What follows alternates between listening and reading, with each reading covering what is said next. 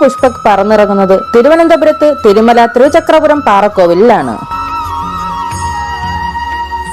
5000 കൊല്ലത്തോളം പഴക്കമുള്ളതും മലമുകളിൽ സ്ഥിതി ചെയ്യുന്നതുമായ ഈ ശ്രീകൃഷ്ണ ക്ഷേത്രത്തിന്റെ പേരിലാണ് തിരുമല എന്ന സ്ഥലം തന്നെ അറിയപ്പെടുന്നത്.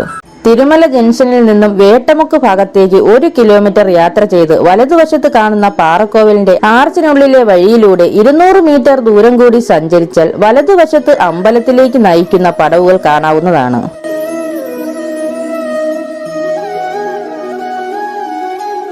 നൂറോളം പടികൾ കയറി മുകളിലെത്തിയാൽ പാറയുടെ മേൽ 4 കെട്ട് മാതൃകയിൽ പാറയാൽ നിർമ്മിച്ച ഈ പുരാതന ക്ഷേത്രത്തിൽ എത്തിച്ചേരാം.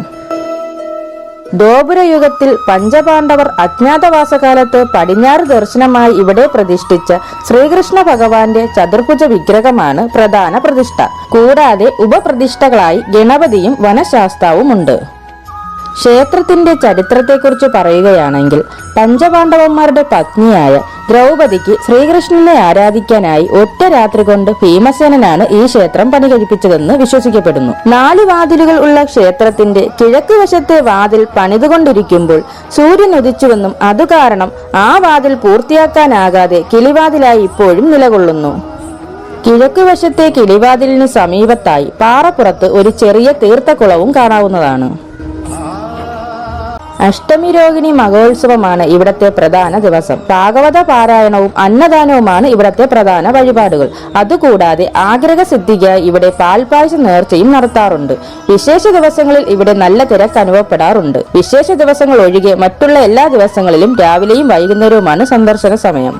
പഞ്ചപാണ്ഡവർ അടുപ്പ് കൂട്ടിയെന്ന് വിശ്വസിക്കപ്പെടുന്നതും കല്ലുകൊണ്ട് തട്ടിയാൽ മണിശബ്ദം കേൾക്കുന്നതുമായ മണിപ്പാറ എന്നറിയപ്പെടുന്ന ഒരു അത്ഭുത പാറയും ഈ ക്ഷേത്രത്തിന് സമീപത്തായി ഉണ്ട്.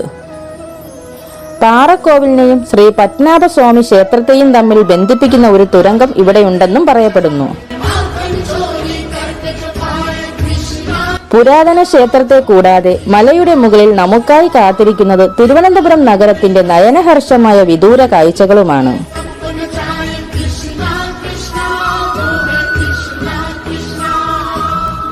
മലമുകളിലെ ശാന്തമായ കാറ്റേറ്റും അകലെ കാണാവുന്ന ഹരിതാഭ ആസ്വദിച്ചും ക്ഷേത്രത്തിലെ പവിത്രത അനുഭവിച്ചും പുഷ്പക് മടങ്ങുന്നു.